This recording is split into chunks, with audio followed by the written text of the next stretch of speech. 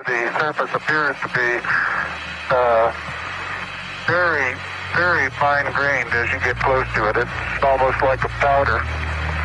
Ground mass is very fine. I'm going to step off the limb. That's one small step for man, one giant leap for mankind. Oh, that looks beautiful. Welcome to Creating the Future with your host, Les Kowalski, where disruption and transformational change is the norm, not the exception. Let's start this episode. Again, you can't connect the dots looking forward. You can only connect them looking backwards. So you have to trust that the dots will somehow connect in your future. You have to trust in something, your gut, destiny, life, karma, whatever. Because believing that the dots will connect down the road will give you the confidence to follow your heart, even when it leads you off the well-worn path. And that will make all the difference. If you're not willing to be open to new perspectives, and if you're going to judge new approaches and technologies before you even understand their impact, you will be left behind. Disruption and transformational change is unfamiliar territory for a lot of people. The moment a person is exposed to something unfamiliar like disruption or transformational change, fear will stand next to them. Here's another perspective of mine. An artificial boundary a person creates in their mind, which can also be called a comfort zone, I believe has similar qualities to that of an addiction. I think the fear of change and accepting change because of things caused by disruption or transformational change makes up one component in the equation, but I believe there's more at play. I believe that there are people who are addicted to that artificial boundary they set in their mind, otherwise known as their comfort zone. They become addicted to that artificial boundary because of how it makes them feel. It makes them feel safe, it makes them feel in control, it makes them feel gratification of what it allows them to achieve. Disruptive and transformational change does not care about comfort zones. It does not care about artificial boundaries that a person creates in their head and that they can't get past, and they risk becoming their own worst enemy because of that thought process. An artificial boundary a person sets in their mind will hold that person back from allowing them to think in different ways and will also hold them back from accepting new perspectives and technologies from disruptive and transformational change. It is critical to keep an open mind. In my opinion, people must not allow an artificial boundary to get set in their mind. Otherwise, it will make them become a prisoner in not allowing them to become exposed to an awareness of new knowledge, new processes, new perspectives, and new technologies. Welcome to my podcast series and newsletter called Creating the Future. So, what is this new podcast series and newsletter really about? It's going to focus on researching disruptive ventures associated with, but not limited to, only Elon, other related initiatives, as well as a focus on MMAT metamaterial. It's going to focus on disruptive events that create unique financial opportunities for retail investors. It's going to include private strategy insights. It's going to include discussions on algorithmic trading patterns that I've identified and have been identifying. And it's also going to act as a starting point that I will build off of. It will also allow me to organize in one place other content that I've been creating. I consider this podcast and this newsletter with its posts as my creative outlet. This new format will allow me greater creative freedom and independence with the type of research and content that I want to provide in a more unfiltered way. And it will allow me to expand into new topics over time. It's also going to allow me to talk about things that otherwise would not be considered appropriate for posting on social media and within public forums. At the beginning of 2021, I decided to invest in GME and AMC. I had a front row seat in real time when GME and AMC did their trajectory squeeze and also experienced the consequences of that squeeze. Trading platforms were logging out and locking out their customers to prevent them from trading on their platforms due to liquidity problems that were happening in the market within the trading companies themselves. And the main issue with liquidity was that if everybody sold their options contracts and stocks at the same time, the trading platforms wouldn't have enough money to pay everybody out.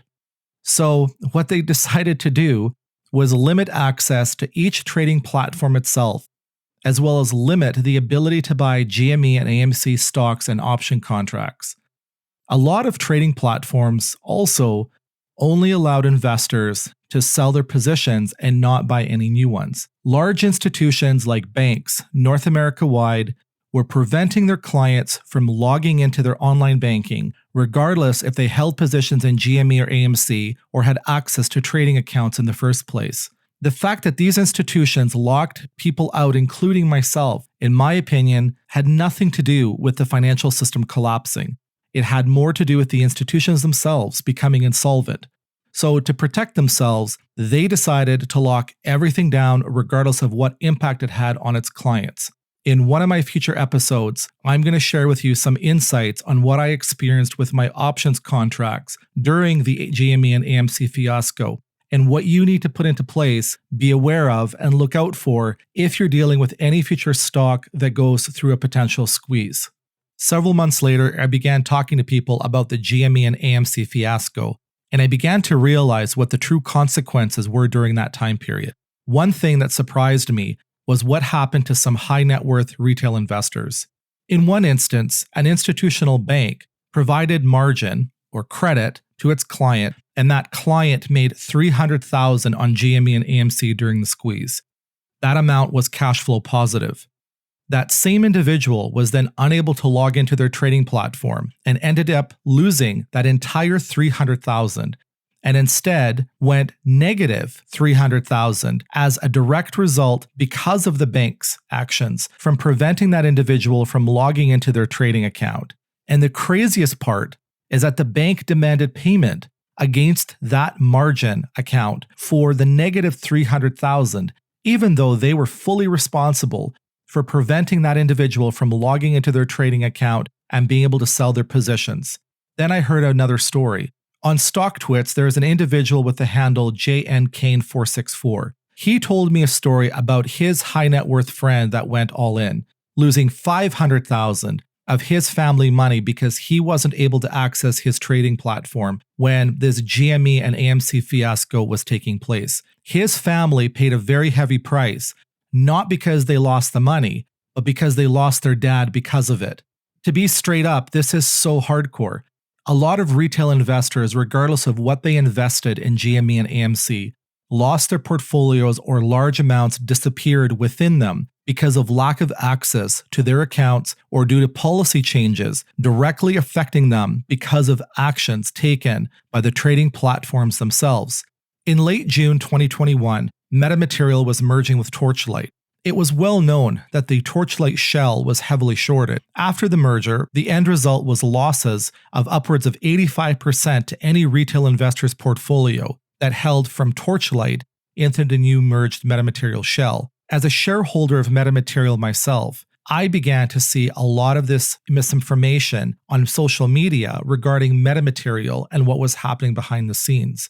It was eerily similar to what happened to Tesla. So I decided to put together a small newsletter just to provide clarity to anyone that wanted to read my perspective on things. What I didn't realize was how many people my newsletter that I originally called Meta Post-Merger would resonate with. As I continued to write my newsletter, the post started to become more in-depth and more specific.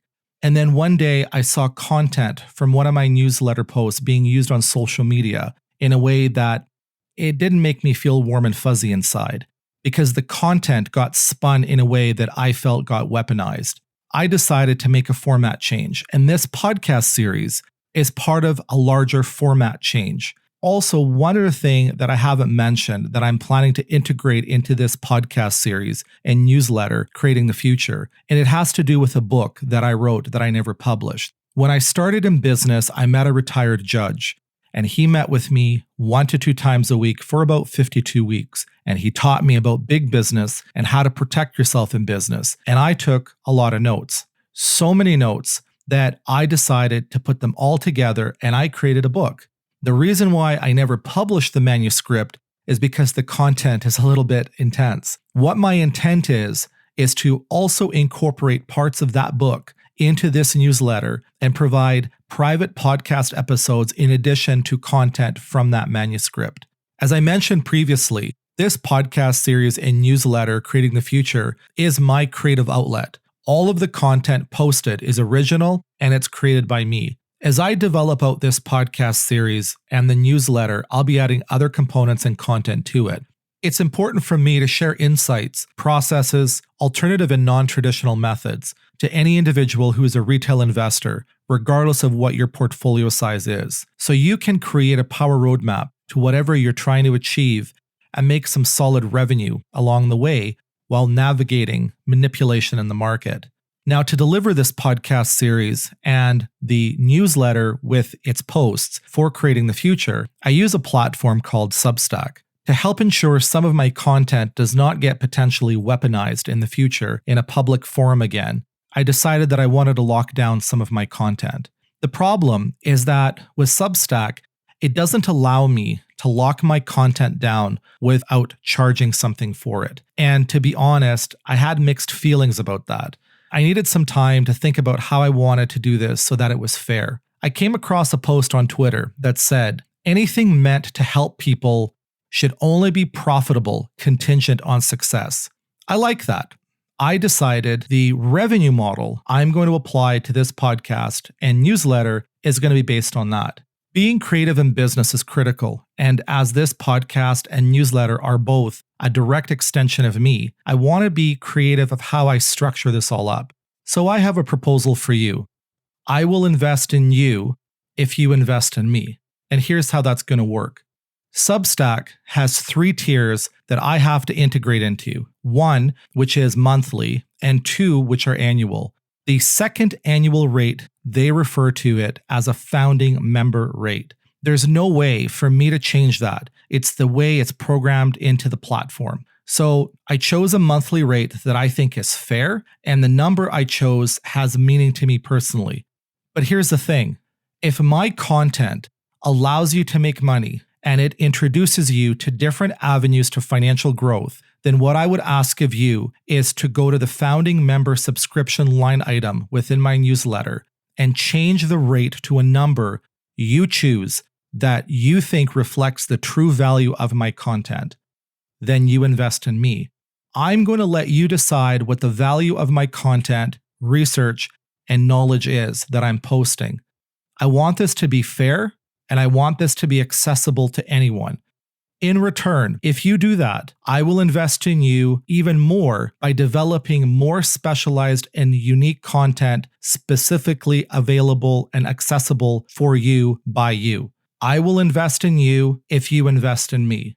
That's the type of relationship I want with anyone who subscribes to my podcast series and my newsletter, Creating the Future. To me, it's all about relationships and trust. If people continue to support what I do, I will continue to do this. If you go to the About section of the Creating the Future newsletter, there is more information that you can review. The official address for this podcast and newsletter is kaonx.com or kaonx.substack.com. So where does this word Kaonx come from? I registered the kaonx.com domain a long time ago, and I've been renewing it every year since. I really like the word. My intent was to use the domain and word for something that I thought was special if and when that time came at some point in the future. And what I am doing is I am consolidating all of my content, including this podcast series, in one location. And the official name is going to be Kaonx Research. I think that the word Kaonx really captures the essence of what I'm trying to accomplish and the long-term vision that I have for this podcast series and newsletter. If you look at the word Kaonx, Kaonx, the X is a nod to Elon and SpaceX, while the letters Kao is a play on the word chaos that happens because of disruption and transformational change, which is a nod to MMAT metamaterial. I want to produce content that empowers individuals who are forward-thinking retail investors. If you believe that you are a forward-thinking retail investor, then I believe you're going to get a lot of value out of my podcast series and the content I will be posting within my newsletter. Again, the domain to access this podcast series and newsletter can be done in one of two ways. You can go to my website, kaonx.com, or you can go to the Substack address, which is kaonx.substack.com. The first members podcast I'll be posting, you'll want to hear it. I'm going to talk about algorithmic patterns, and one in particular that I have found that I think is one of the slickest ways that I have come across to make money. I hope you enjoy and subscribe to my new podcast content and newsletter. Maybe understand